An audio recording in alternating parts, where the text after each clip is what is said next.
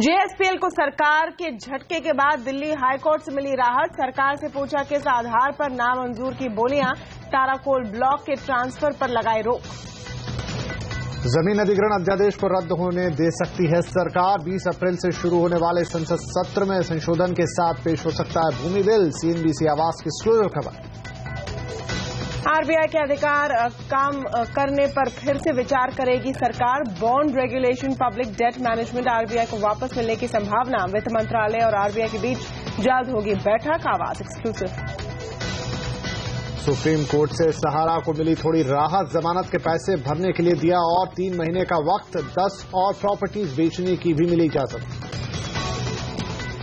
मुनाफा वसूली की गिरफ्त में बाजार। सेंसेक्स में करीब 70 पॉइंट की गिरावट। दिग्गजों से ज्यादा मिड कैप्स में गिरावट।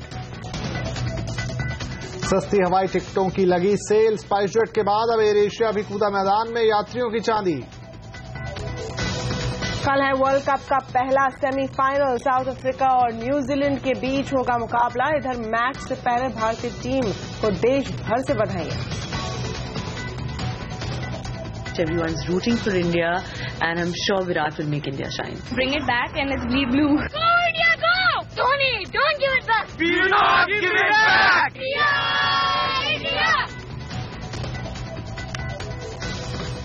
नमस्कार, आप देख रहे हैं आवाज एट 9। मैं हूं तमन्ना इनामदार दाता। नमस्कार, आपके साथ मैं हूं विपिन भट्ट। आगे बढ़े उससे पहले कुछ और सुर्खियां। एनएससीएल घोटाले में गिरफ्तार तीनों ब्रोकर्स को मिली जमानत। एमपीआईडी कोर्ट ने 20 लाख श्योरिटी पर दी जमानत। सरकार ने अपने उधारी प्रोग्राम का किया ऐलान। FY16 की पहली छमाही में 3.6 लाख करोड़ जुटाएगी बाजार से।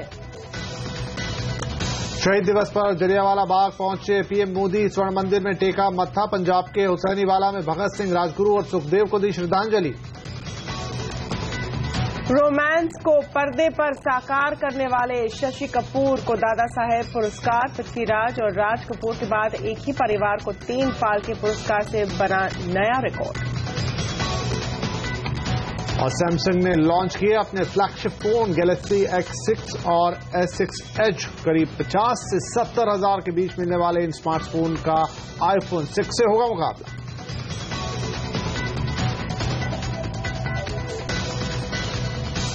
लेकिन शुरू करते हैं आज की सबसे बड़ी कॉर्पोरेट खबर से। जेएसपीएल को कोल ब्लॉक आवंटन में दिल्ली हाईकोर्ट से थोड़ी राहत मिल गई है। हाईकोर्ट ने सरकार से पूछा है कि उसने किस आधार पर गारे पाल्मा 4 के ब्लॉक 2 और ब्लॉक 3 कोल इंडिया को दिए हैं। इस खबर पर और जानकारी के लिए जुड़ रही है हमारी संवाददाता दीपाली नंदा और हमारे रिसर्च एनालिस्ट संदीप ग्रोवर। संदीप, मामला कोर्ट में पहुंच गया है लेकिन जेएसपीएल के पक्ष में फैसला नहीं आया, तो कंपनी के पास अब क्या विकल्प होंगे? 2 विकल्प है इस कंपनी के पास। पहला ये कि ई ऑक्शन के जरिए कोयले की सप्लाई को मीट करे, या तो फिर इंपोर्टेड कोल से अपना जो पावर प्लांट है उसे रन करें। तामनार छत्तीसगढ़ में इनका जो पावर प्लांट है जिसकी क्षमता 3400 मेगावाट की है, उसका पूरा जो कारोबार है इन्हीं 3 कोल माइंस के ऊपर निर्भर है। और इस 3400 मेगावाट में से केवल 1200 मेगावाट क्षमता के लिए इनके पास लिंकेज कोल है, यानी कोल इंडिया से सप्लाईज है। लेकिन बाकी बची जो 2200 मेगावाट की सप्लाईज है उसके लिए इनको कोयले की जो भरपाई है उसके लिए विचार करना होगा। और अगर ये ई ऑक्शन के जरिए जाते हैं तो इनकी जो कॉस्ट है वो काफी ज्यादा बढ़ जाती है, क्योंकि कोल इंडिया के प्राइसेस अगर आप देखिए ऑक्शन के तो वो 2000 से 2200 रुपए प्रति टन के आसपास होते हैं, जबकि अगर इनकी माइनिंग कॉस्ट देखें तो वो 700 से 800 रुपए प्रति टन के आसपास है। तो उस लिहाज से इनका जो ऑपरेशनल खर्च है उसमें काफी बढ़त देखने को मिलेगी। और पावर सेगमेंट का जो सालाना मुनाफा है उसमें करीब 700 करोड़ रुपए के आसपास ही कमी देखने को मिल सकती है अगर ये ई ऑक्शन के जरिए ये कोयले की सप्लाई यहाँ पे मीट करते हैं।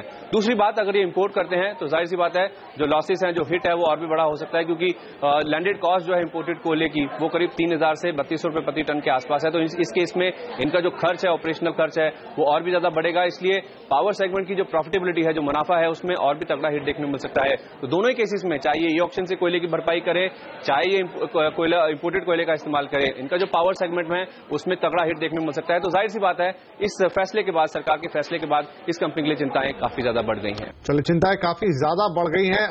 दिक्कत होगी चाहे ई ऑक्शन से खरीदें चाहे यहां पर फिर कोयला इंपोर्ट करें। लेकिन दीपाली, यहां थोड़ी सी राहत आती है। देखिए, आज हमने दिल्ली हाईकोर्ट की तरफ से क्या कहा है कोर्ट ने। जो बिल्कुल सीएनबीसी आवाज पर हमने सबसे पहले ये जानकारी दी थी कि सरकार ने, कोयला मंत्रालय ने जेएसपीएल के 2 कोल ब्लॉक्स जिसके अंदर गारे पलमा 4x2 और 4x3 शामिल है, इनको कोल इंडिया को सौंप दिया है। और उसके बाद जिस तरह से हमने देखा कि करीब दोपहर 2 बजे जेएसपीएल के मामले पर सुनवाई की गई हाई कोर्ट में, और कोर्ट की तरफ से थोड़ी राहत इसको कहा जा सकता है। कोर्ट की तरफ से सरकार को ये नोटिस इशू किया गया है और पूछा गया है कि किस आधार पर जेएसपीएल को जो ऑक्शन में सफलता मिली थी, उन्हें किस आधार पर उस बिडिंग को नामंजूर किया गया है। हालांकि सरकार को अब इसका जवाब देना होगा। साथ ही साथ जो तारा कोल ब्लॉक्स है जिसे जेएसपीएल ने सबसे ज्यादा ऑक्शन में जीता था, उस पर भी स्टेटस को लगाते हुए हाई कोर्ट ने यह साफ कर दिया है कि किसी भी तरीके की छेड़खानी अब तारा कोल ब्लॉक से नहीं की जाएगी। तो थोड़ी राहत की बात इसको कहा जा सकता है। हालांकि सरकार पहले ये फैसला ले चुकी थी कि जो गारे पलमा 4x1 है जो बाल्को ने जीता था, और इसके अलावा जो जेएसपीएल के 2 कोल ब्लॉक्स थे जिसके अंदर गारे पलमा 4x2 और 4x3 शामिल है, इनको कोल इंडिया को दे दिया जाए। क्योंकि सरकार पहले ही ये रणनीति के तहत पूरा प्लान कर रही थी कि अगर 31 मार्च तक किसी भी कोल ब्लॉक्स पर बिडिंग नहीं आती है या फिर कोई टेक्निकल एरर आता है तो कोल इंडिया को एज अ कस्टोडियन हैंडओवर कर दिए जाएंगे वो कोल ब्लॉक्स। और उसी स्ट्रैटेजी को ध्यान में रखते हुए, उसी प्लानिंग को ध्यान में रखते हुए सरकार ने यह फैसला लिया था, जिसे हमने सबसे पहले सीएनबीसी आवाज पर बताया था कि जेएसपीएल के खाते में जो 2 कोल ब्लॉक्स आए थे उनको कोल इंडिया को सौंप दिया गया। और अब थोड़ी राहत कहा जा सकता है जो हाई कोर्ट की तरफ से जेएसपीएल को मिली है। बिल्कुल, और ये खबर सबसे पहले दीपाली ने दी थी। बहुत बहुत शुक्रिया सारी डिटेल्स के लिए। जेएसपीएल के एमडी और सीईओ ने हमसे एक्सक्लूसिव बातचीत में बताया कि रद्द होने के बाद कोयला की कमी को दूर करने के लिए दूसरे विकल्पों पर विचार किया जाएगा। गारे परमा 2 और 3 और जो दूसरा तारा है, उन माइंस के बीच में हमें जो है हम मोस्ट कंपेटिटिव बिल्डर बने थे, और तो हमें उसी से हमें उपलब्ध करने का हमारा जो पूरी हमारा प्लान था। तो अब जो है हमें दूसरे कौन कौन से ऑप्शन है उनके बीच में हम देख रहे हैं। कंपनी का मैनेजमेंट बोर्ड अब मिलेगा और देखा कि और कहां से इसको कोयले को हम ला सकते हैं, तो इसके ऊपर पूरा विचार किया जाएगा और अपनी जो आगे की हमारा एक्शन प्लान है उसके ऊपर डिसीजन लिया जाएगा। सरकार ने जेएसपीएल के 2 कोल ब्लॉक्स कोल इंडिया के हवाले कर तो दिए हैं, लेकिन कंपनी के पूर्व चेयरमैन का कहना है कि कंपनी के लिए इन ब्लॉक्स पर काम करना आसान नहीं होगा। देखिए, कोल इंडिया को थोड़ा सावधानी से काम करना पड़ेगा। ये बात तो ठीक है क्योंकि जीएसपीएल भी इस पे ये लेके कोर्ट में जाएंगे, कोर्ट का क्या राय होगा पता नहीं है, इसलिए कोल इंडिया प्रोसेस कंप्लीट कर सकता है। लेकिन मैं अगर डिसीजन में होता तो मैं काम अवॉर्ड करने के पहले कोर्ट का प्रोसेस को खत्म करने के बाद ही करता। और जानकार मान रहे हैं कि रद्द हुए ब्लॉक्स को कोल इंडिया या दूसरी कंपनी एकदम से टेक ओवर नहीं करेगी। इस पूरी प्रक्रिया में समय और प्रोडक्शन दोनों का नुकसान होगा। अभी ये तो पॉसिबल नहीं होगा कि कोई कोल इंडिया हो या कोई भी हो अभी अप्रैल 1 से सडनली इसको टेक ओवर करके प्रोडक्शन डिसरप्शन नहीं रहेगा। तो डिसरप्शन तो शायद होने ही वाला है अगर ये कुछ अगर ओनरशिप चेंज या ऑपरेटर चेंज अभी अगर किया जाए तो। Naturally, it will have to be proved that there has been some degree of cartelization or some people have ganged up together in order to, get some benefit. All that will have to be proved. It's a matter of proof, and that will have to be furnished by their government if they've accused GSPL of cartelization. That will have to be proved, and the evidence will have to be led by the government of India. चलिए अब कुछ और महत्वपूर्ण खबरों का रुख करते हैं। जमीन अधिग्रहण बिल पर जारी अध्यादेश के लैप्स होने की संभावनाएं बढ़ गई हैं। 4 अप्रैल को इस अध्यादेश की मियाद खत्म हो रही है। सरकार विपक्ष को मनाने के लिए कुछ कंसेंट क्लॉज में अहम बदलाव कर सकती है। तो क्या होगी सरकार की रणनीति, बता रहे हैं लक्ष्मण राय। जमीन अधिग्रहण बिल को लेकर सरकार नरम पड़ती हुई दिख रही है। सूत्रों से मिली जानकारी के मुताबिक सरकार इस विकल्प पर गंभीरता से विचार कर रही है कि 4 अप्रैल के बाद अध्यादेश लैप्स करने दिया जाए। इसके पीछे वजह भी है। 20 अप्रैल को संसद के बजट सत्र का दूसरा हिस्सा शुरू हो रहा है। ऐसे में महज 15 दिन पहले अध्यादेश जारी करना अच्छा विकल्प नहीं हो सकता। शायद यही वजह है कि सरकार ने अभी तक अध्यादेश दोबारा जारी करने का फैसला नहीं लिया है। सरकार का एक हिस्सा ये भी मान रहा है कि महज 15 दिनों में कोई जमीन अधिग्रहण पूरा नहीं हो सकता, इसलिए अध्यादेश के लैप्स होने से किसी को नुकसान नहीं होने वाला। दूसरी तरफ सरकार जमीन अधिग्रहण बिल पर विपक्ष को भी साथ लाने की कोशिश में जुट गई है।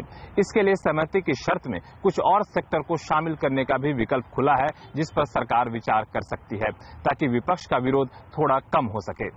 सूत्रों के मुताबिक सरकार सहमति की शर्त में बदलाव को भी एक विकल्प के तौर पर देख रही है। जिन 5 सेक्टर को सरकार ने सहमति की शर्त से छूट दे रखी है, उसमें से 1 या 2 सेक्टर के लिए सहमति जरूरी कर सकती है, लेकिन ऐसा करते वक्त सरकार 70 या 80% के बजाय सिर्फ 51% जमीन मालिकों से सहमति लेने के विकल्प डाल सकती है। हालांकि दोबारा अध्यादेश जारी करने का कानूनी रास्ता अभी भी खुला हुआ है। इसके लिए सरकार को किसी एक सदन का सत्र खत्म करना होगा। लक्ष्मण रॉय, दिल्ली। और दायरे में फंसा है बाजार, क्यों बना हुआ है बाजार में प्रेशर, बताएंगे आगे। सहारा को मिला सुप्रीम कोर्ट से सहारा, 3 महीने की मोहलत मिली कर्ज यहां पर पेनल्टी चुकाने के लिए।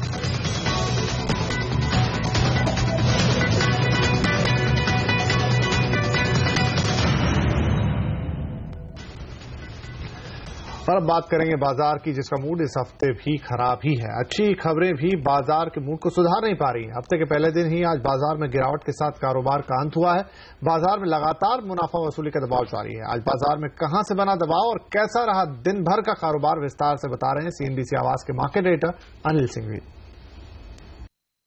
पिछले हफ्ते की कमजोरी के बाद भारतीय बाजारों ने आज ग्लोबल मार्केट्स के पॉजिटिव संकेतों के बीच हफ्ते की शुरुआत थोड़ी सी पॉजिटिव नोट पर की और ऐसा लगा कि एक्सपायरी के हफ्ते में थोड़ी सी शॉर्ट कवरिंग, थोड़ी सी खरीदारी का सहारा शायद मिलता हुआ नजर आए और ऐसा हुआ भी। सुबह सुबह 8600 के आसपास खुलने के बाद निफ्टी कुछ देर वहां पर वक्त बिताने के बाद फिर से फिसलता हुआ नजर आया। तो साफ तौर पर आज 2 या 3 बार बाजार ने दिन के दौरान 8600 के पार जाने की कोशिश की, लेकिन उन लेवल के आसपास दबाव बनता हुआ दिखा और फाइनली 8550 के आसपास की एक क्लोजिंग 20 पॉइंट के नुकसान के साथ होती हुई दिखी। सेंसेक्स में भी नेगेटिव क्लोजिंग दिखी, लेकिन आज दिक्कत की बात ब्रॉडर मार्केट में थी।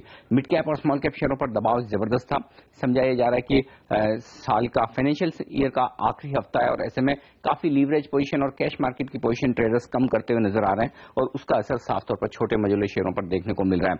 वॉल्यूम्स भारी भरकम 3.5 लाख करोड़ के पार पहुंचते हुए दिखे हैं। वहीं बढ़ने वाले शेयरों की तादाद कम थी और कमजोर शेयर आज के सेशन में ज्यादा नजर आए। 1000 से ज्यादा शेयर नेगेटिव थे। आईटी शेयरों ने आज की कमजोरी को लीड करने का काम किया। Tech Mahindra, HCL Tech, Infosys, Wipro जैसे चारों दिग्गज निफ्टी के आज कमजोर बंद होते हुए दिखे। वहीं बैंकिंग शेयरों में भी ICICI bank, bank of Baroda जैसे दिग्गजों में बिकवाली का दबाव दिखा। लेकिन ऑयल एंड गैस स्पेस जो कि निफ्टी में अपना अच्छा खासा वजन रखती है, यहां पर कुछ दिग्गज तेजी से फिसलते हुए दिखे। केन इंडिया में 3% का कट दिखा। रिलायंस, बीपीसीएल जैसे शेयरों में भी अच्छी खासी गिरावट थी। वहीं मिड कैप फार्मा शेयरों में भी आज मुनाफा वसूली का दिन था। ग्लेनमार्क की 2 दावों पर हाईकोर्ट की तरफ से रोक के बाद यहां पर 4.5% की मार पड़ी। नेटको फार्मा जरूर पॉजिटिव बंद होने में कामयाब रहा, लेकिन स्ट्राइड्स और एलेम्बिक ये 2 स्टॉक और ऐसे थे जो कमजोरी के साथ बंद हुए। कैपिटल गुड्स शेयरों में आज गिरावट थी। भेल ने इसे लीड करने का काम किया। 3.5-4% का बड़ा कट और एबीबी पुंज लॉयड भी कमजोर थे। वहीं कॉल ब्लॉक जो रद्द किए हैं सरकार ने, उसका असर दिखा जेएसपीएल के काउंटर पर जो 6% नीचे बंद हुआ। खुला 10% नीचे था, 14% तक ये स्टॉक टूटा और वहां से रिकवर होता हुआ दिखा। लेकिन उषा मार्टिन और हिंडाल्को ये 2 ब्लॉक सरकार ने रद्द नहीं किए, उसका असर इन दोनों शेयरों पर देखने को मिला पॉजिटिव रुझान के तौर पर। इसके अलावा आप देखिए खबरों के दम पर एक्शन दिखा टाटा मोटर्स, जहां पर 25 तारीख को बोर्ड बैठक है। राइट्स इश्यू के जरिए पैसे जुटाने पर विचार किया जाएगा। स्टॉक पॉजिटिव बंद हुआ। एमसीएक्स इस खबर के बाद उछला कि एफएमसी और सेबी के बीच में मर्जर आसानी से स्मूथ होता दिखेगा। 4.5% की तेजी यहां दिखी। रिलायंस इंफ्रा की रेटिंग 1 नॉच कम की है इंडिया रेटिंग्स ने, उसका असर स्टॉक पर नेगेटिव रुझान के तौर पर देखने को मिला। लेकिन इनके अलावा निफ्टी में जो दबाव बनता दिखा एनएमडीसी, डीएलएफ और एसबीआई जैसे दिग्गजों से जो कमजोरी के साथ आज बंद हुए। वहीं निफ्टी पर मजबूत शेयरों का जिक्र करें तो एनटीपीसी, महिंद्रा एंड महिंद्रा, गेल और ग्रासिम ये स्टॉक आज पॉजिटिव बंद होने में कामयाब रहे। और आइए अब देख लेते हैं बाजार पर कुछ और एक्सपर्ट्स की क्या राय है। 7 अप्रैल की पॉलिसी आरबीआई की, वहां तक हो सकता है कि मार्केट रेंज बाउंड ही रहे और उस पॉलिसी में क्या क्यों आएंगे वो डिटरमाइन करेगा शॉर्ट टर्म मूवमेंट उसके बाद क्या रहेगा। मेरा पर्सनल व्यू ये है कि आरबीआई अपना ईजिंग साइकिल को कंटिन्यू रखेगा। किसी फॉर्म में ईजिंग वापस आएगी ताकि ब्याज दरें नीचे जाएं, क्योंकि पहले 50 बेसिस पॉइंट का कोई पास ऑन नहीं हुआ। तो रिपो रेट कट होना की पॉसिबिलिटी भी है। CRR कट होने के काफी चांसेस हैं, या किसी form of open market operations करके लिक्विडिटी इंप्रूव करना सिस्टम में ताकि रेट्स नीचे जाएं। This is a year of consolidation, maybe couple of quarters or so, because I think broadly what's happening is you have a great macro, but the micro is not matching up right now. From a 2-3 year perspective, we still think equities are a great asset class. But what you just might see in between is both because of domestic factors or because of global factors, you could see some volatility next couple of quarters. Sahara India को supreme court से एक बड़ी राहत मिली है। Supreme court ने सहारा को जमानत की राशि भरने के लिए और 3 महीने की मोहलत दे दी है। सुप्रीम कोर्ट ने कहा है कि सहारा इस मामले में गंभीरता से प्रयास कर रहा है। इस खबर पर बात करने के लिए चलते हैं अपने संवाददाता अस्मित कुमार के पास। अस्मित, कह सकते हैं कि सुप्रीम कोर्ट से सहारा को एक बड़ी राहत आती हुई दिखाई दी है। हालांकि आखिरी मौका है, लेकिन फिर भी 3 महीने का वक्त एक बड़ा वक्त होता है। जी, तो आज सहारा परिवार को सुप्रीम कोर्ट की तरफ से कुछ राहत मिलती हुई सहारा ने अपनी तरफ से एक नया प्रपोजल सबमिट किया। उस प्रपोजल के अंतर्गत उन्होंने ये सबमिट किया कि एक स्पेनिश बैंक है जो उन्हें एक लाइन ऑफ क्रेडिट देगा $975 मिलियन का। इन 975 में से $850 मिलियन यूज किए जाएंगे बैंक ऑफ चाइना के लोन को सेटल करने के लिए। उसके बाद सहारा के पास रह जाएंगे 125 मिलियन, जिस अमाउंट को यूज किया जाएगा सेबी को देने के लिए। फर्दरमोर उन्होंने ये आगे भी ये भी ऐड किया कि HSBC जो है वो उन्हें एक $850 मिलियन का एक बैंक गारंटी प्रोवाइड करेगा, जो मोटा मोटा करीबन 5,000 करोड़ पे बैठता है। और ये अमाउंट उनका बैंक गारंटीज में जो कंपोनेंट है बेल का, उस चीज के लिए यूज होगा। इस प्रपोजल को सुप्रीम कोर्ट ने काफी फेवरेबली देखा। सुप्रीम कोर्ट ने बोला कि प्राइमा फेसी ऑब्जर्वेशन दी कि प्राइमा फेसी ये क्रेडिबल ऑफर है, लग रहा है कि सहारा एक सीरियस एफर्ट करने की कोशिश कर रहा है। और इसको मद्देनजर रखते हुए एक 3 मंथ विंडो दिया है सहारा परिवार को ये ट्रांजैक्शन को फाइनलाइज करते वक्त। पर ये इंपॉर्टेंट अल्टीमेटम भी ऐड किया है कि ये जो है ये आखिरी अटेम्प्ट है, आखिरी अपॉर्चुनिटी है, और इसके बावजूद भी अगर एक्शन ना लिया गया, अगर सहारा फंड्स ना रेज कर पाई, तो इसके बाद सुप्रीम कोर्ट मूव करेगा, एक रिसीवर अपॉइंट करेगा और खुद ही सहारा के एसेट्स को सेल करेगा। सो टुवर्ड्स दैट एंड थोड़ी रिलीफ आती हुई, पर एक वार्निंग के साथ भी। इसके अलावा सुप्रीम कोर्ट ने यह भी प्रोवाइड किया है कि सहारा एम्बी वैली के 600 एकड़ को बेच सकता है फंड रेज करने के लिए। और ऐसे कुछ 10 प्रॉपर्टीज भी ऐसे लिस्ट की हैं सुप्रीम कोर्ट ने जो सहारा लिस्ट कर सकता है, जो सहारा बेच सकता है फंड रेज करने के लिए। सो एट दिस पॉइंट काफी ऑप्शन सहारा परिवार के सामने। देखना यही है कि इस 3 मंथ विंडो में वो कितना एक्शन ले पाते हैं और कितना सुप्रीम कोर्ट को इंप्रेस कर पाते हैं कि वो फंड्स एक्चुअली रेज कर रहे हैं। और ये सब देखने को मिलेगा अगले 3 महीनों में। Back to you. शुक्रिया अस्मित। और रिजर्व बैंक और सरकार के बीच में अधिकारों को लेकर खींचतान में किसका पड़ला है भारी? देखिए हमारी एक्सक्लूसिव खबर ब्रेक के बाद। और अगले वित्तीय वर्ष में सरकार कितना पैसा लेगी उधार, ये भी देखिए कुछ देर।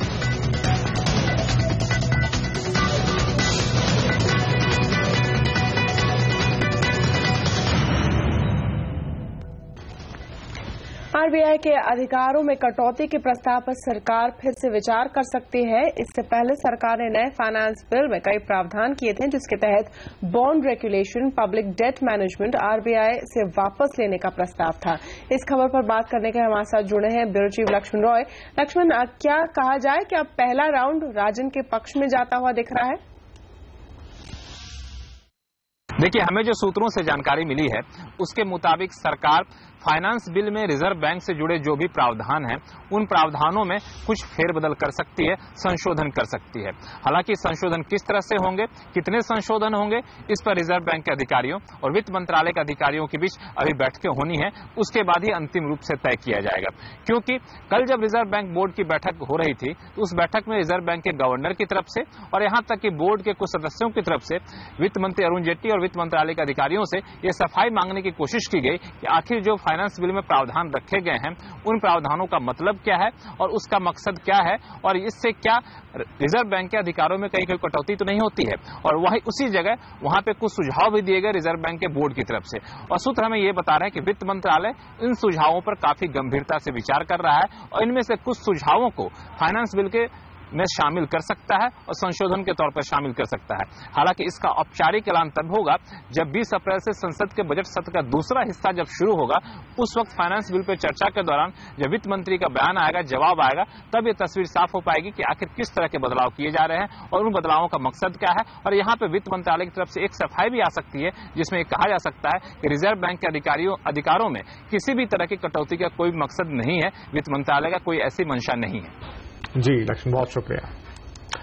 और सरकार ने अपनी उधारी प्रोग्राम का ऐलान कर दिया है। वित्त वर्ष 2016 की पहली छमाही में सरकार करीब 3.5 लाख करोड़ से ज्यादा बाजार से जुटाएगी और पहली बार सरकार 40 साल के लिए लॉन्ग टर्म बॉन्ड भी इशू करने जा रही है। फाइनेंस सेक्रेटरी राजीव महर्षि ने कहा है कि सरकार अपने वित्तीय घाटे का लक्ष्य पूरा करेगी। The figure for the first half year is 3,60,000 crores. The T-bills for the first quarter are 1,88,000 crores. The wage and limit advance for the year will be 45,000 crores. और वाणिज्य मंत्री निर्मला सीतारमण ने कहा कि नोकिया के चेन्नई प्लांट में फिर शुरू करने के लिए सरकार प्रयास करेगी और आगे इस तरह की घटनाएं ना हो इसकी कोशिश करेगी। Indian taxation policy, the duty structure have all adversely affected setting up this industry. I'm very concerned, and on that, of course, the government has looked into the details, and I would definitely say on the inverted duty structure, a lot of thought has gone into it, and we understand the negative impact it has created. And of course, with the Prime Minister himself commenting on Nokia, I'm sure something will happen, and such incidents, such as Nokia, is something on which we are working very hard not to have a repeat. और air ticket cell में air Asia भी जुड़ा। कितने में मिलेगी विदेश यात्रा की टिकट, देखिए इस छोटे से ब्रेक के बाद। और शशि कपूर को दिया जाएगा दादा साहब फाल्के पुरस्कार, इस पर क्या कहना लता मंगेशकर का, ये भी सुनिए इस ब्रेक के बाद।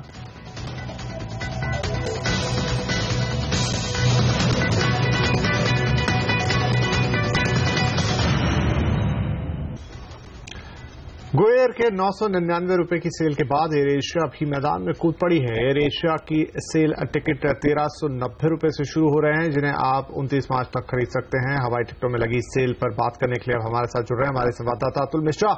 अतुल, कंज्यूमर के लिहाज से देखें तो ये बहुत अच्छी खबर है। गो एयर आया, पहले 999 रुपए का टिकट लाया, अब एयर एशिया उतर गई है, 1300 रुपए में ऑल इंक्लूसिव टिकट दे रही है। तो क्या लगता है और घमासान होगी ये लड़ाई?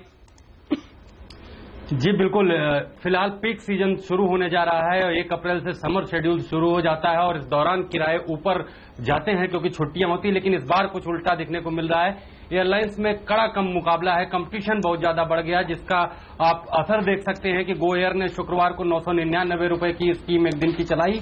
अब एयर एशिया जो है स्कीम लेकर आ गया है। एयर एशिया फिलहाल वर्ल्ड वाइड अपने पूरे नेटवर्क के पर सेल लेकर आया है, लेकिन जो भारतीय सेक्टर्स हैं उसके, चाहे वो डोमेस्टिक हो या विदेश के लिए, सब पर डिस्काउंट है। और ये किराया बेंगलुरु से, क्योंकि ऑपरेट करती है एयर एशिया, तो बेंगलुरु गोवा अगर हम देखें तो एयर एशिया का किराया जो है स्कीम के तहत 1690 रुपए का है। 1 सितंबर से लेकर अगले साल आप तक सफर कर सकते हैं 31 मई तक इस किराए में। लेकिन इस सेक्टर पर दूसरी एयरलाइन देखें तो वहां भी काफी कम किराया। गो एयर 999 रुपए में आपको ऑफर कर रही है। जेट एयरवेज जो है 2459 रुपए में ऑफर कर रहा है, हालांकि थोड़ा ज्यादा है, लेकिन उम्मीद है कि जल्दी ही इनमें मुकाबला जिस तरह से बढ़ा है ये भी किराए नीचे आएंगे दूसरी एयरलाइंस के भी। इसी तरह दूसरे सेक्टर पर अगर हम देखें, बेंगलुरु से कोची, यहां पर एयर एशिया ने 1390 का ऑफर दिया है। इंडिगो 1414 रुपए में टिकट दे रही है वन वे का, और जेट एयरवेज भी 1650 के आसपास टिकट दे रही है। बेंगलुरु जयपुर की बात करें तो 3290 एयर एशिया का ऑफर है, जबकि इंडिगो 3562 रुपए और एयर कोस्टा भी 3900 और 4000 के बीच में ये किराया दे रही है। इसी तरह चंडीगढ़ के लिए भी बेंगलुरु से उड़ान 3490 रुपए एयर एशिया की है, इंडिगो की 3900 रुपए की है और जेट एयरवेज की भी 5500 के आसपास है। तो आप देखेंगे जिन एयरलाइंस के किराए इन सेक्टर्स पे ज्यादा हैं वो भी आने वाले समय में कम हो सकते हैं, दूसरी एयरलाइंस भी ऑफर दे सकती हैं। लेकिन यहां एक बड़ी बात देखने को मिल रही है कि अगर आप वेबसाइट पे जाएं, जैसे यात्रा.com की अपनी वेबसाइट देखी, तो जो एयर एशिया का ऑफर है उससे भी सस्ता टिकट आपको वहां मिलेगा। 1250 रुपए में बेंगलुरु से गोवा और बेंगलुरु से कोची 950 रुपए में, बेंगलुरु से जयपुर 2250 रुपए में और चंडीगढ़ के लिए बेंगलुरु से 2250 रुपए में, यानी जो स्कीम है उससे भी सस्ता टिकट आपके लिए अवेलेबल है। कुल मिलाकर कड़ा मुकाबला है। वेबसाइट पे जाएंगे और भी सस्ते किराए मिलेंगे। एयरलाइंस जो है ऑफर लेकर आ रही हैं और जल्दी ही दूसरी एयरलाइंस भी इस लड़ाई में कूद सकती हैं। तो कुल मिलाकर हवाई यात्रियों के लिए इस गर्मियों की छुट्टियों में और इस पीक सीजन में हवाई सफर बड़ा सुहाना रहने वाला है फिलहाल। बिल्कुल, और बस इसमें अच्छे से आपको शॉपिंग करनी होगी और सारे ऑप्शंस देखने होंगे बेस्ट ऑफर के लिए। शुक्रिया अतुल हमसे बात करने के लिए। और अपनी शानदार अदाकारी के लिए मशहूर गुजरे जमाने के फिल्म स्टार शशि कपूर को फिल्म जगत के सबसे बड़े सम्मान दादा साहेब फाल्के अवार्ड से सम्मानित किया जाएगा। फिल्मी पर्दे पर रोमांटिक भूमिका निभाने के लिए मशहूर शशि कपूर को सिनेमा में उनके अमूल्य योगदान के लिए अवार्ड दिया जा रहा है। शशि कपूर ने इसी महीने अपना 77वां जन्मदिन बनाया है। शशि कपूर ने अपने फिल्मी करियर की शुरुआत बाल अभिनेता के तौर पर की थी और बाद में दीवार, नमक हलाल, शान, सत्यम शिवम सुंदरम और त्रिशूल जैसे यादगार फिल्में दी। अमिताभ बच्चन के साथ शशि कपूर की जोड़ी काफी प्रसिद्ध हुई। कपूर खानदान में इससे पहले पृथ्वीराज कपूर और राज कपूर को भी दादा साहेब फाल्के अवार्ड मिल चुका है। शशि कपूर के दादा साहब फाल्के अवार्ड मिलने से बॉलीवुड इंडस्ट्री में खुशी की लहर दौड़ गई है। सभी लोग शशि कपूर को बधाई दे रहे हैं। सबका यही मानना है कि शशि को यह अवार्ड मिला नहीं, उन्होंने यह अवार्ड कमाया है। दूसरा दादा साहब फाल्के अवार्ड है फैमिली का। पहले मेरे दादा राज कपूर साहब को दिया गया था, फिर मेरे पिताजी राज कपूर साहब को दिया गया था और अब शशि साहब को दिया गया है। तो ये जो पुरस्कार दिया गया है, ये जो कोई इसमें ये नहीं कह सकते बड़ा लेट दिया है, कुछ भी बहुत आए देर आए पर दुरुस्त आए, बट दिया तो है। बस हम इसमें हम बहुत आभारी हैं सरकार के। मैं बहुत खुश हूँ शशि कपूर जी को दादा साहब फाल्के अवार्ड से नवाजा गया है। आई थिंक उनका कंट्रीब्यूशन न केवल सिनेमा में बल्कि थिएटर की जगत में भी बहुत ही कमाल का है। उन्होंने थिएटर के लिए बहुत कुछ किया है, थिएटर की परंपरा के लिए फिल्मों में तो उन्होंने किया ही किया है। तो उनका कंट्रीब्यूशन बहुत महान है और अच्छा हुआ कि भारत सरकार ने डिसाइड किया कि उनको दादा साहब फाल्के अवार्ड दिया जाए। मुझे बहुत खुशी हुई और बार बार ऐसे लग रहा है कि और जल्दी मिलता तो और अच्छा होता है। और वो इस सम्मान को डिजर्व करते हैं। वो बहुत बड़े आर्टिस्ट हैं वो, और मैं उनको बहुत सालों से जानती हूँ और मैं मिला भी करती थी उनको। जब हम लोग राज्य के गाने करते थे तो राज कपूर जी के साथ और तब कभी कभी वो भी मिलते थे, उनके घर पे भी मिलते थे और बहुत अच्छे इंसान हैं, इसमें कोई शक नहीं।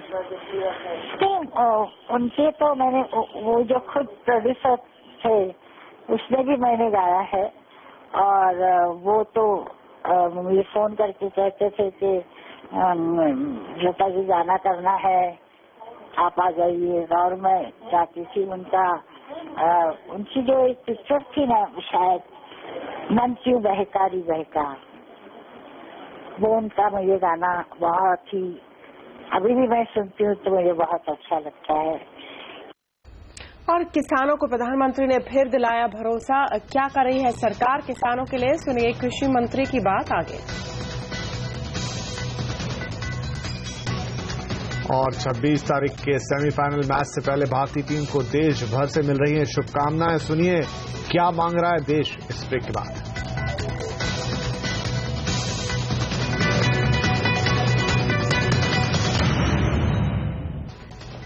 जीएसटी पर बनी वित्त मंत्रियों की एम्पावर्ड कमेटी के नए अध्यक्ष के लिए जंग तेज हो गई है। अभी तक गुजरात के वित्त मंत्री सौरभ पटेल का अध्यक्ष बनना लगभग तय माना जा रहा था, लेकिन अब आंध्र प्रदेश के वित्त मंत्री अभी रेस में कूद पड़े हैं। हालांकि अभी भी सबसे प्रबल दावेदार तो पटेल ही माने जा रहे हैं। खबर यह भी है कि वित्त मंत्री अरुण जेटली जम्मू कश्मीर के वित्त मंत्री हसीब द्राबू को अध्यक्ष बनाना चाहते हैं, पर तजुर्बे की कमी उनके खिलाफ काम कर रही है। पश्चिम बंगाल के वित्त मंत्री अमित मित्रा भी टीएमसी के केंद्र से नाजुक रिश्तों की वजह से रेस में पीछे रह जाएंगे। एनएसएल घोटाले में मुंबई के सेशन कोर्ट ने अमित राठी, चिंतन मोदी और सीपी कृष्णन को जमानत दे दी है। कोर्ट ने जमानत के लिए तीनों अभियुक्तों को 20 लाख की एफडी जमा कराने का निर्देश दिया है। और प्रधानमंत्री मोदी ने बेमौसम बरसात से किसानों को होने वाले नुकसान की भरपाई का भी भरोसा दिलाया है। उन्होंने ये बात एक सभा में कही। मैं जानता हूं किसानों पर कितनी बड़ी आपत्ति आई है। मैंने भारत सरकार के अधिकारियों को, मंत्रियों को आदेश किए हैं। सर्वे का काम शुरू हुआ है। राज्य सरकार, भारत सरकार मिलकर के आपके संकट की घड़ी में आपके साथ है। आपको जो नुकसान हुआ है, हमारा किसान टिक सके, जितनी भी मदद सरकार कर सकती है, उसमें सरकार किसी भी हालत में पीछे नहीं रहेगी। और प्रधानमंत्री नहीं, उनके साथ साथ देश के कृषि मंत्री ने भी किसानों को हुए नुकसान पर चिंता जताई है। कृषि मंत्री का कहना है कि उनके विभाग के लोग खुद जाकर किसानों से मिलकर उनके नुकसान का जायजा ले रहे हैं। पूरे देश में हंगामा मचा हुआ है। ये जो बेमौसम बरसात हुई है और जितना जो क्रॉप का डैमेज हुआ है, जो खेती का डैमेज हुआ है, आपकी सरकार इसमें अब क्या कर रही है? बेमौसम बरसात राष्ट्रीय आपदा की सूची में अभी तक नहीं, और जो लोग ज्यादा हंगामा कर रहे हैं उन्हीं लोगों का शासन आज तक था। हमारी सरकार ने कमेटी बनाई है और निश्चित रूप से हम आगे चलकर इसका विचार करने वाले हैं। लेकिन जो अति ओलावृष्टि हुई है उसके कारण नुकसान हुए हैं और सभी राज्यों में हमारी टीम गई है, हम खुद गए हैं, हमारे मंत्री लोग गए हैं और हर जगह वो पंचनामा का काम जहां जहां समाप्त हो रहा है वहां हमारी मदद शुरू हो गई। सर, आपको नहीं लगता है कि मामला बहुत ही सीरियस है और उस पर केवल इस पर बात राजनीति की नहीं? मामला सीरियस जरूर है, लेकिन समझने वाले लोग सीरियस नहीं है। जो ये सवाल पूछते हैं वो ज्यादा सीरियस नहीं है, वो सिर्फ सवाल पूछ रहे हैं। राज्यों के पास भारत सरकार का SDRF का पूरा फंड है और जहां वो फंड समाप्त हो गया वहां कंटीजेंसी फंड है और सभी राज्यों को निर्देश जारी कर दिया गया है कि आप सहायता जारी करें। सर, जो इस तरह के जो सिचुएशन में होता है, लोन वेवर होता है, कुछ फाइनेंशियल एड होता है, इस तरह की कोई बात आप कंसिडर? आपदा आती है तो राहत पहली प्राथमिकता होती है और जो ये आपदा आई है ओलावृष्टि का, इसमें राहत कार्य के लिए सभी राज्यों को निर्देशित कर दिया गया है। और स्पाइस जेट को थोड़ी राहत मिली है। कंपनी का एक लेनदार विमान डी रजिस्टर करने की अर्जी वापस लेने के लिए तैयार हो गया है। आयरलैंड का ये लेनदार विलिंगटन ट्रस्ट SP सर्विस विमान डी रजिस्टर करने की अर्जी वापस लेगा। स्पाइस जेट ने इसके लिए विलिंगटन ट्रस्ट के साथ सेटलमेंट करार किया है। पिछले हफ्ते ही दिल्ली हाईकोर्ट ने एविएशन रेगुलेटर को कंपनी के 6 विमान डी रजिस्टर करने का आदेश दिया था, जिसके लिए विलिंगटन ट्रस्ट सस्ते में समेत 2 लेनदार अर्जी दे रहे थे। इलेक्ट्रिक व्हीकल पर सरकार अब अप्रैल से इंसेंटिव देने जा रही है। इंसेंटिव पेट्रोल और इलेक्ट्रिक गाड़ियों की कीमत के अंतर के अनुपात में दिया जाएगा। सरकार का लक्ष्य है कि 2020 तक 60 से 70 लाख इलेक्ट्रिक हाइब्रिड व्हीकल देश की सड़कों पर हो।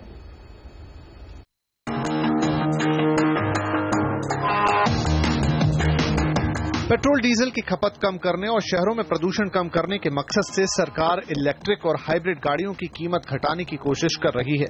सरकार की मंशा को ध्यान में रखते हुए भारी उद्योग मंत्रालय ने इन गाड़ियों को बनाने वाली कंपनियों को इंसेंटिव देने का फैसला किया है। इंसेंटिव की ये स्कीम 1 अप्रैल से इलेक्ट्रिक मोबिलिटी मिशन प्लान के तहत शुरू की जाएगी। इसमें पेट्रोल वाहन और इलेक्ट्रिक या हाइब्रिड वाहन की कीमत के बीच अंतर का 30 से 35% सरकार भुगतान करेगी। इसको कुछ इस तरह से भी समझ सकते हैं कि अगर पेट्रोल कार की कीमत 4 लाख रुपए है और इलेक्ट्रिक कार की कीमत 7 लाख रुपए है, तो इसके अंतर यानी 3 लाख रुपए के 30% 90,000 रुपए को सरकार इलेक्ट्रिक कार बनाने वाली कंपनी को देगी, ताकि इलेक्ट्रिक कारों की कीमत सस्ती हो सके। इलेक्ट्रिक और हाइब्रिड वाहनों को बढ़ावा देने के लिए वित्त मंत्रालय 2 साल में 800 करोड़ रुपए दे रहा है। बजट में भी हाइब्रिड गाड़ियों के लिए 75 करोड़ रुपए का प्रावधान किया गया है। मंत्रालय के सूत्रों के मुताबिक इस रकम से 500 करोड़ रुपए बतौर इंसेंटिव स्कीम दिए जाएंगे, जबकि 200 करोड़ रुपए तकनीकी अपग्रेडेशन और बाकी के 100 करोड़ रुपए पायलट प्रोजेक्ट और चार्जिंग इंफ्रास्ट्रक्चर पर खर्च किए जाएंगे। इलेक्ट्रिक मोबिलिटी मिशन प्लान के लक्ष्य को हासिल करने के लिए सरकार जोरदार मशक्कत कर रही है। मसलन मंत्रालय कोयम्बटूर में पिज्जा डिलीवरी और गोवा में सैलानियों के लिए इलेक्ट्रिक स्कूटर्स का इस्तेमाल शुरू करने के लिए पायलट प्रोजेक्ट ला रही है। आगरा में ताज जीरो इमिशन कॉरिडोर के लिए भी सरकार ने महिंद्रा की मैक्सिमो चलाने का भी पायलट प्रोजेक्ट शुरू किया है। भारी उद्योग मंत्रालय अशोक लेलैंड से इलेक्ट्रिक बस और टाटा मोटर्स से हाइब्रिड बस बनाने के लिए समझौता भी करने जा रहा है। अतुल मिश्रा, दिल्ली। और 26 तारीख से मैच से पहले भारतीय टीम को देश भर से शुभकामनाएं मिल रही है। ये सब आपको सुनाएंगे आगे। और सैमसंग ने लॉन्च किए अपने फ्लैगशिप फोन गैलेक्सी S6 और S6 Edge। देखिए इस ब्रेक के बाद।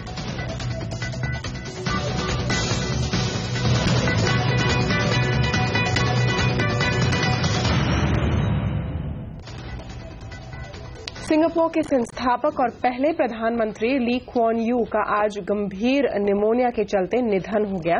वो 91 साल के थे।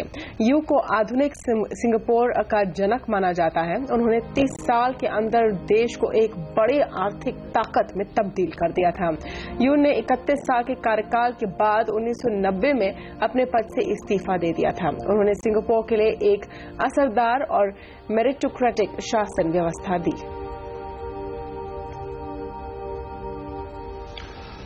वर्ल्ड कप के पहले सेमीफाइनल में न्यूजीलैंड और दक्षिण अफ्रीका आमने सामने होंगे। मैच कल खेला जाएगा। दोनों ही टीमें जीतने पर पहली बार वर्ल्ड कप के फाइनल में पहुंचेंगी। न्यूजीलैंड इस वक्त जबरदस्त फॉर्म में है और उसने वर्ल्ड कप में अब तक सभी मैच जीते हैं। हालांकि अफ्रीका अपने पूल में भारत और पाकिस्तान से हार गई थी।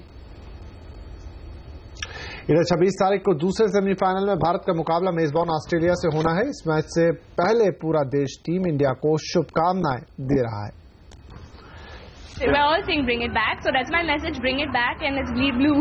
So excited, even though I'm not a fan of cricket, but I'm very excited. Coming myself now from a film family and a cricket family, everyone's watching the match, everyone's rooting for India, and I'm sure Virat will make India shine. We will not give it back! India जीतेगा और जीत के ही आएगा world cup. India जीतेगा! Go India go! Go India go! We won't give it back! जीतेगा India! जीतेगा India! India जैसा खेल रही है उसे वैसे ही खेलना चाहिए और इस बार भी वर्ल्ड कप हमारा ही होना चाहिए। वर्ल्ड कप जीतेगा इंडिया हमेशा। We are the champions. We will be the champions. India! India! Go India go! Dhoni, don't give it back! Aussies are coming to get you. India, we won't give it back. Come on, India, let's bring back the World Cup. India! India! Mota! India! India! India! Mota! India! और दुनिया के number 1 smartphone बनाने वाली company Samsung ने आज अपने latest flagship phone Samsung Galaxy S6 और S6 Edge को भारतीय बाजार में उतार दिया। क्या खास है इन फोन्स में, आइए देखते हैं।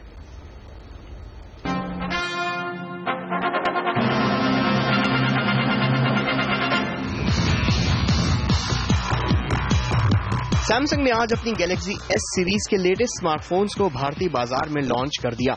ये है सैमसंग गैलेक्सी S6 और S6 Edge। ये दोनों फोन्स फीचर के मामले में एकदम एक जैसे हैं।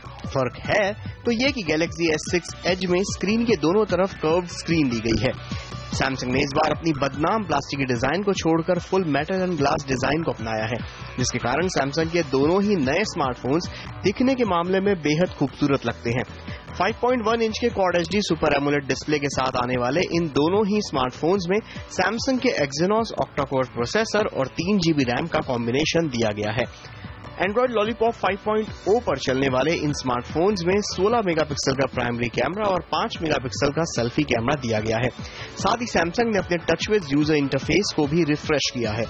बाकी फीचर्स के अलावा सैमसंग ने इस बार अपने इन स्मार्टफोन्स में सैमसंग पे नाम की एक नई सर्विस जोड़ी है, जो सैमसंग का खुद का मोबाइल पेमेंट गेटवे होगा। NFC टेक्नोलॉजी पर चलने वाले इस फीचर की मदद से मोबाइल फोन को किसी डेबिट कार्ड की तरह इस्तेमाल किया जा सकेगा।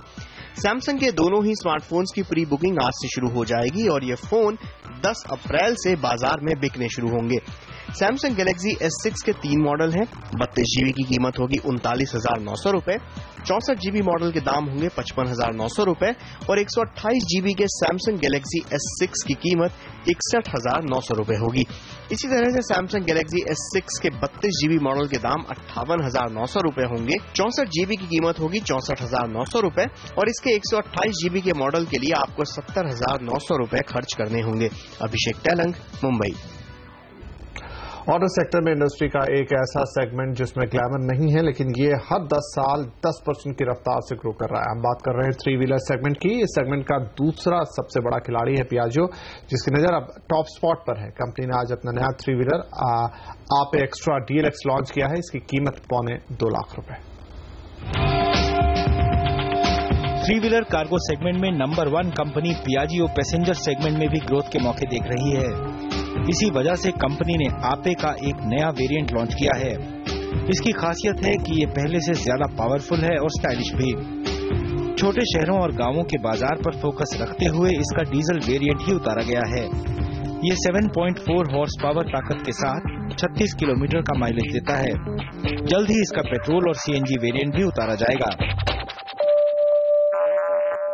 हमारा ओवरऑल मार्केट शेयर करीब 32% है। हमारे पास सबसे बड़ी रेंज है, सीएनजी, एलपीजी है, डीजल है, स्मॉल डीजल है और कार्गो है। और पैसेंजर में करीब 28% के आसपास हमारा मार्केट शेयर है, जिसमें कि डीजल में 48-49% है और आपे सीएनजी में थोड़ा कम है। अभी आपे सीएनजी एलपीजी में वो अभी 2 साल पहले लॉन्च है, उसको हम आगे बढ़ाने की कोशिश कर रहे हैं। हर महीने करीब 40 से 45 हजार 3 व्हीलर बिकते हैं, जिनमें बजाज की हिस्सेदारी 42% है, पियाजियो का हिस्सा 33% और महिंद्रा एंड महिंद्रा का 12%। 4 से 5% के साथ टीवीएस चौथे नंबर पर है। पियाजियो छोटे कॉमर्शियल व्हीकल्स पर भी फोकस बढ़ा रही है। 2 से 3 महीने में पियाजियो 1 टन माल ढोने वाला व्हीकल पोर्टर लॉन्च करने जा रही है, जो सीधा टाटा एस को टक्कर देगा। कुमार संजय, मुंबई।